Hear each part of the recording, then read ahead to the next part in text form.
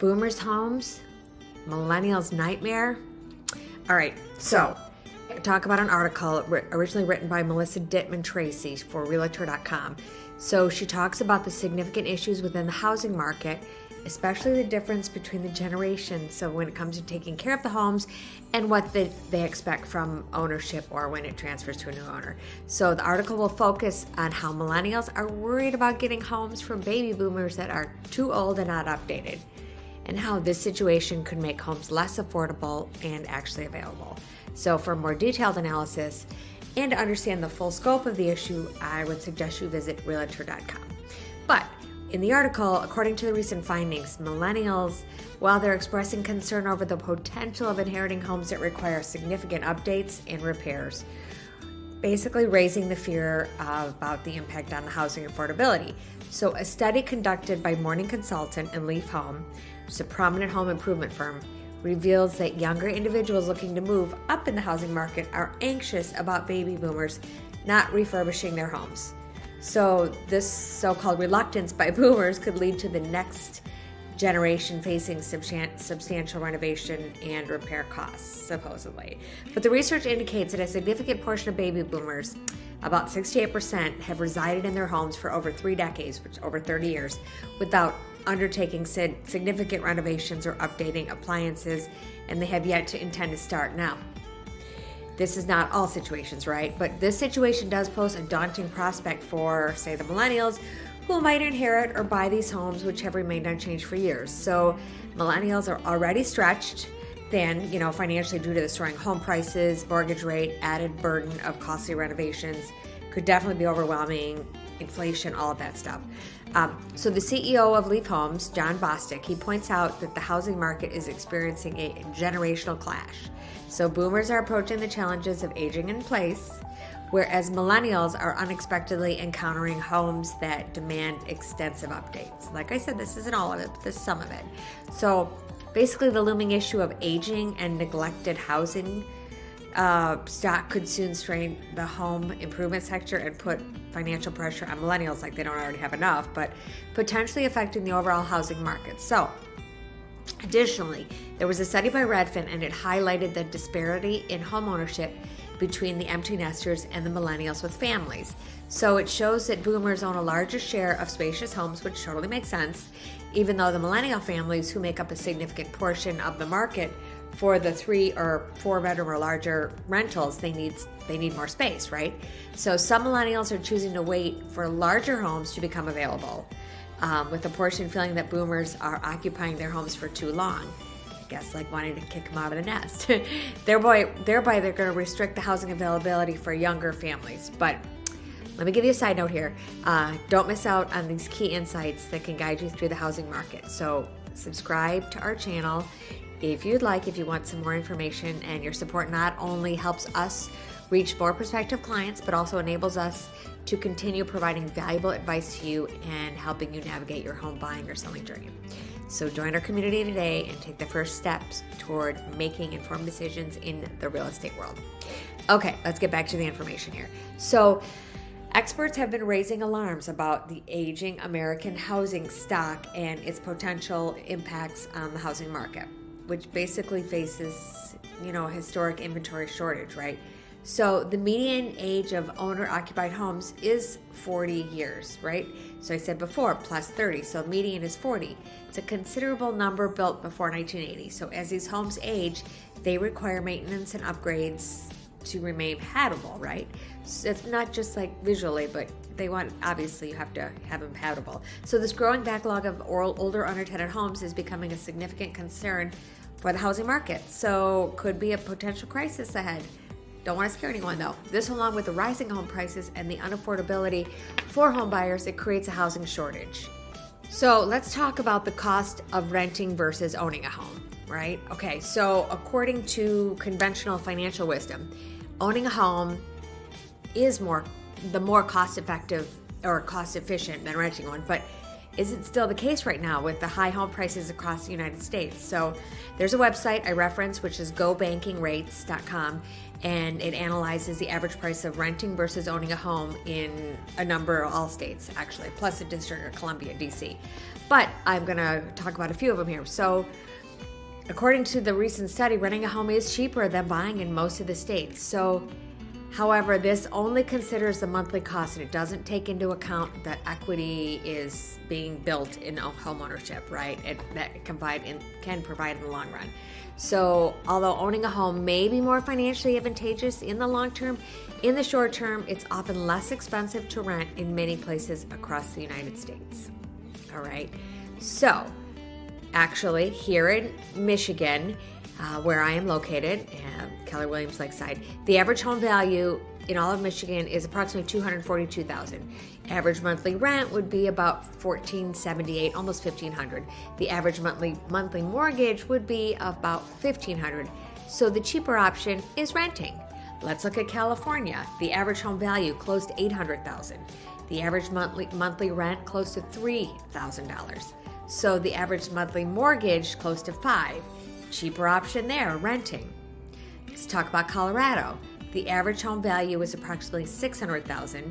The average monthly rent is about $2,500. The average monthly mortgage is $3,700, $3,800. So obviously the cheaper option is renting. DC, Washington, D.C., the average home value is $715,000. Average monthly rent like about $2,500. Average monthly mortgage, $4,500. Makes sense. Our dollar amount is higher. So the cheaper option there would be renting. Move to Florida, where the sun is always shining. The average home value there is about $570,000 or $80,000. Monthly rent, $2,500. Monthly mortgage, $3,600. So again, it's cheaper to rent. New York, well, there's not going to be any surprise here. The average home value is about $450,000. The average monthly rent is about $4,600. The average monthly mortgage is about $2,800. So look at this. It's cheaper to own in New York, which is crazy, right? But that's just what it is. So in Georgia, the average monthly home value is about $250,000. Average monthly rent, $1,800. Average monthly mortgage, $1,600. So the cheaper option in Georgia is owning. How about our friends in Ohio, our neighbors? So your average home value is about $222,000. Your average monthly rent on that is, average monthly rent is like $1,500. Average monthly mortgage, $1,300 or $1,400. So the cheaper option is owning. Oklahoma, average home value $153,000. Average monthly rent $1,200. Average monthly mortgage $962 pretty much. So the cheaper option there is owning. And how about Hawaii, my friends? So the average home value in Hawaii is $934,000. Average monthly rent $2,700. Average monthly mortgage $5,800. So the cheaper option is renting in Hawaii. And who doesn't want to be in Hawaii? I mean, really. So the difference here is crazy, right? How about Idaho? The average home value in Idaho is $455,000. The average monthly rent is $1,700. The average monthly mortgage is $2,800. So the cheaper option there is renting. How about Illinois? The average home value in Illinois is $204,000. This is all of Illinois. The average monthly rent is about $1,600, $1,700. Average monthly mortgage $1,200. So its cheaper option is owning, right? So all I can say is, it's location specific. Take, for instance, Kansas. There's another one. The average home value is $168,000. Your monthly rent is $1,200. Monthly mortgage, $1,000, right? So it's cheaper in Kansas owning. How about Kentucky? Kentucky Derby, Kentucky Bourbons. The average home value there is $158,000. The average monthly rent is $1,300. And yet your average monthly mortgage is $992. So what's cheaper there? Owning. How about Louisiana? The average home value is $177,000. The monthly rent would be $1,371, and the average monthly mortgage would be $1,115 approximately. So the cheaper option there is owning. How about Maine? Average home value $336,000. The average monthly rent would be $2,100. The average monthly mortgage would be $2,100 also. So it's a few dollars difference. It's probably pretty much exactly the same. Maryland, close to DC, obviously. The average home value is $441,000. The average monthly rent would be close to $2,000. And the average monthly mortgage is like $2,700. So of course the cheaper option there would be renting. How about Massachusetts? The average home value there is $627,000. The average monthly rent would be $25.51, and the average monthly mortgage would be $39.46. So the cheaper option would be renting there. So basically, what does this all mean? Well, location, location, location, right? So as we see, real estate is a real estate location specific. So since I'm in Michigan and my clients are here in the Mitten state, let's go back to Michigan's data. So the average home value in all of Michigan is about $242,000. That encompasses all of Michigan. But like I said, it's all of Michigan. In Shelby Township specifically, which is where I'm located, the average home value is closer to $400,000. So thus the average monthly mortgage would also be higher. So the average monthly rent is like $1,500, and the average monthly mortgage is like $1,500 at the 240 or 220 some. So the cheaper option would be renting. But the higher the home value, the higher the monthly payment would be, right? So if one were purchasing a $242,000 home, it would be cheaper for them to rent.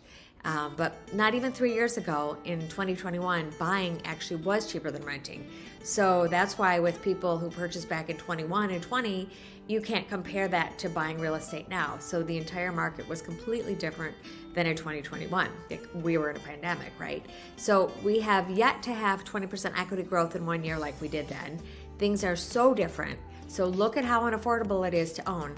So I'm not trying to scare anyone. We're like, I'm being empathetic though. Mortgage costs continue to soar with loan applications.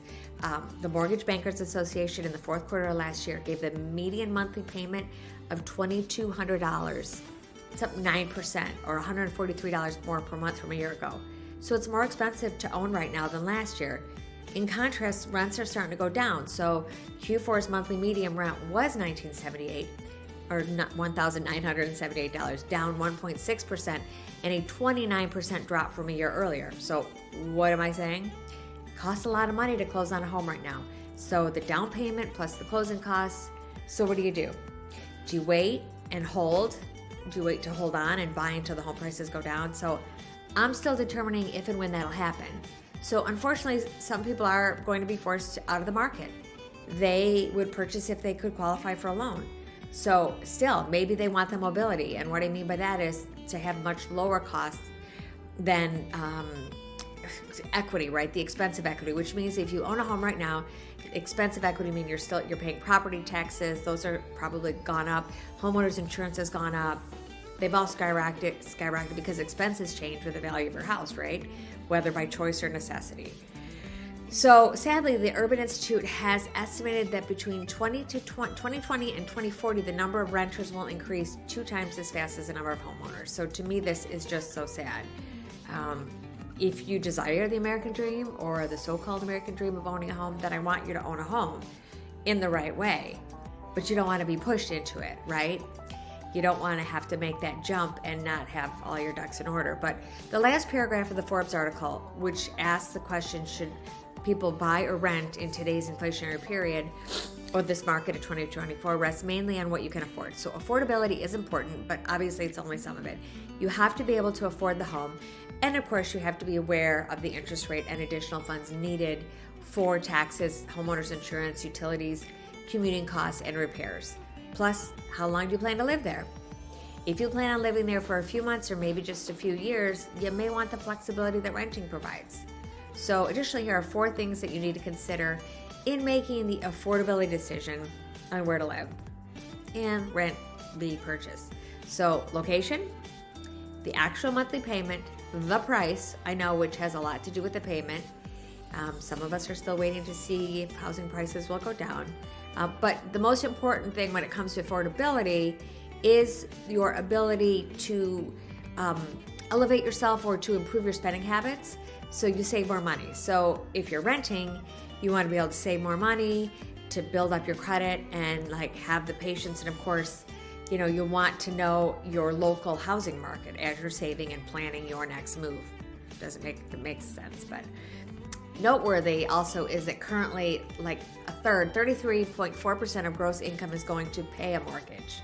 So this is for the new buyers, not anyone who purchased in 2021, because obviously their rate was a lot lower and their mortgage amount was a lot lower. But Honestly, guys, the housing market is a little shaky. I would never tell a prospective seller that it was a good idea for them to move if the numbers in their situation didn't prove it. So, unfortunately, there are some shady characters out there who just may. But I hope you found this information valuable.